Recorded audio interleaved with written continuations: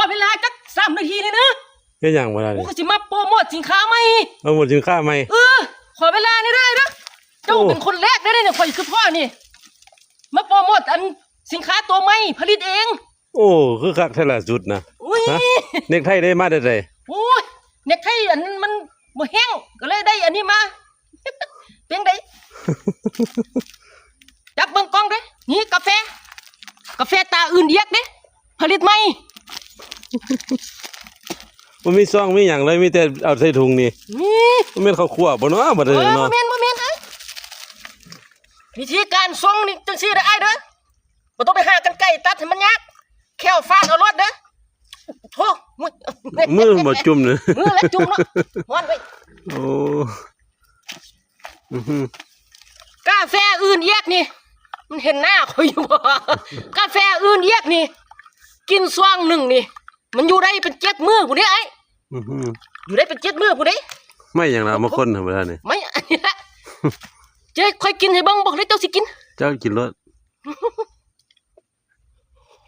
บ่กล้ากินแล้วเจ้าไม่อย่างมาคนเฮ้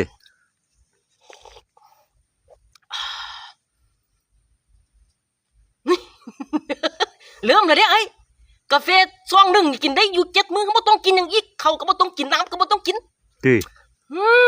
เอาเลยไอ้ดีดเลยเด้ไอ้ดีเลยเฮ็ดหยังบ่ล่ะมีกรีดยางบ่เดี๋ยวค่อยกรีดให้เด้เจ้าส่วนค่อยสิกรีดให้มื้อนี้นะบ่ย่านหน้ายางมุนว่ะอย่าลืมเด้กาแฟตาอื่นเอียกนะเด้สนใจแล้วโทรมาเด้ติดต่อมาเลย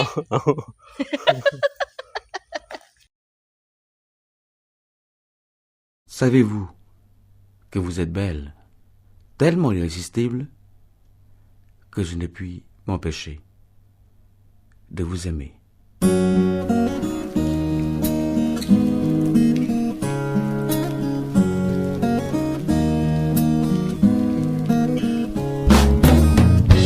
วันนี้ฝนตกไหลลงที่หน้าต่างเธอคิดถึงฉันบ้างไหมหนอเธอเมื่อวันจันทร์ที่แล้วสองเรายังได้เจอเธอส่งยิ้มมานั่งอยู่คนเดียวเลี้ยวมองที่หน้าต่างหากมีเธอข้างๆก็คงจะสุขใจเธอคงไม่รู้ว่าฉันเองยังไม่มีใครหากเป็นเธอก็คงเข้าทีเธออาจจะมีใครคนนั้นที่แสนดีส่วนฉันคนนี้ก็คงจะเศร้าใจเธออาจจะมีแฟนแล้วก็เป็นได้ก็ยังสงสัยยังอยากจะรู้หวังแค่เพียงเธอ